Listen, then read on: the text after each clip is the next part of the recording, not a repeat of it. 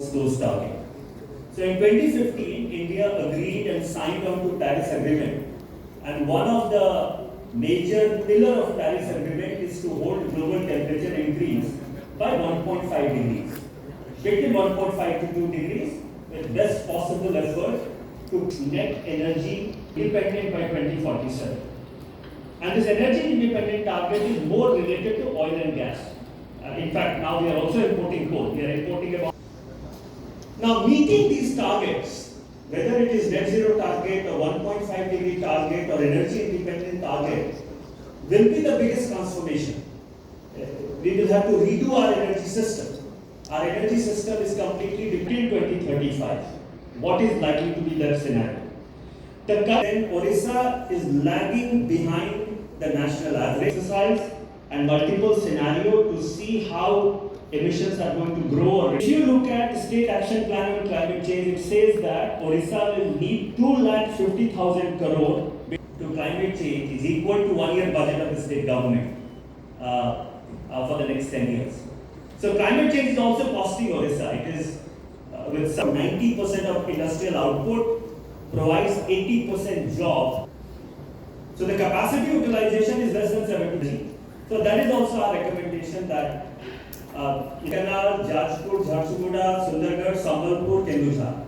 These are the 7 northern districts of Odisha. 20,000 workers, formal worker in these roads of energy transition. In fact, another discussion we think Odisha should become a hub of green minerals. Will be available when mines are closed, and those mines can be repurposed. Mining, green manufacturing, green construction, and infrastructure sources. One which is available to Odisha, one in which Odisha and central government created by the mining of the coal is filled back and then earth put on it and plantation is done. Or you suggested that solar panels, solar power can be generated on that. That is a possibility we have to look at. Because in the past, without naming any company or anyone, even where the void has been created, the mine should be surrendered because you've exhausted and vacated the by removing all the resources from there, you empty the mine out, then surrender it. Surrender that portion at least, or you yourself take the initiative of filling it up. That's not happening. Instead, what is being done is that they go and put the overburden on the agricultural land of the farmers, which gets degraded. Food, a company from Gujarat who had come wanting to make an investment in Odisha. And during the course of discussion, he said, look, Government of India is going for a policy change and they are wanting to start generating nuclear power and thermal power, atomic power. And we are looking for land to start generating. Has the Government of India opened out the policy for this?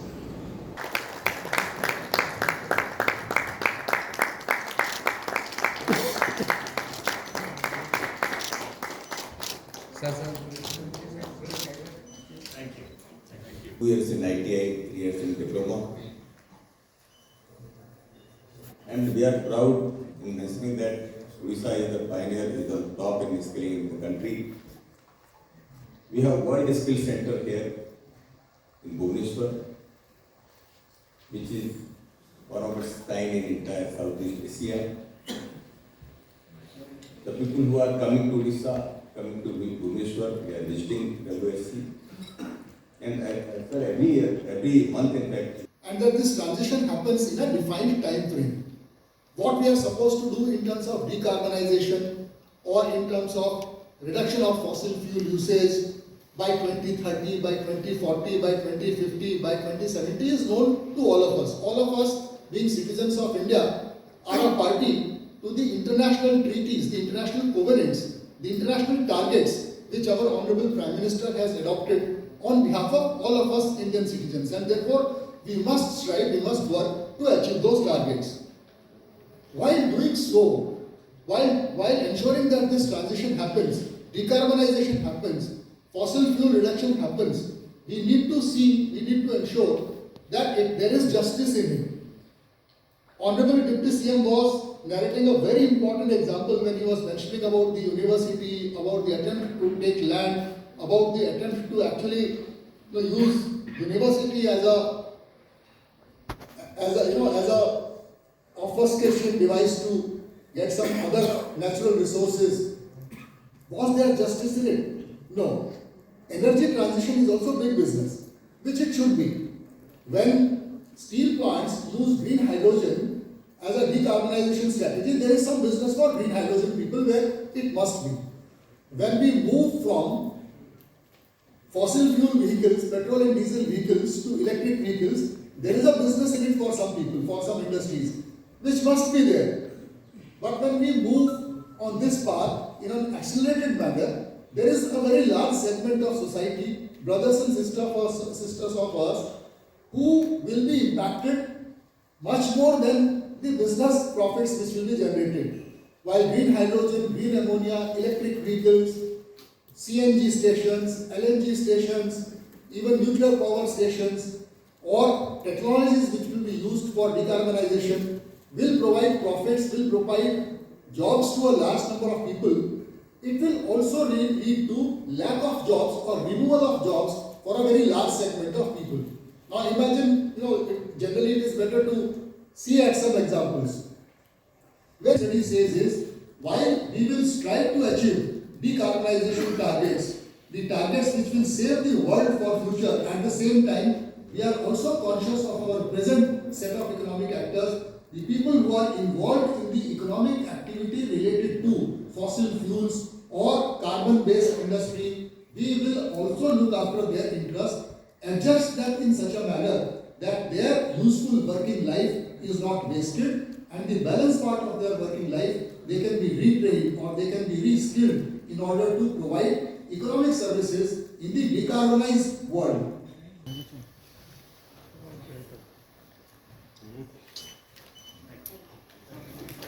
Just energy, just transmission କରିବା ପାଇଁ କେନ୍ଦ୍ର ସରକାର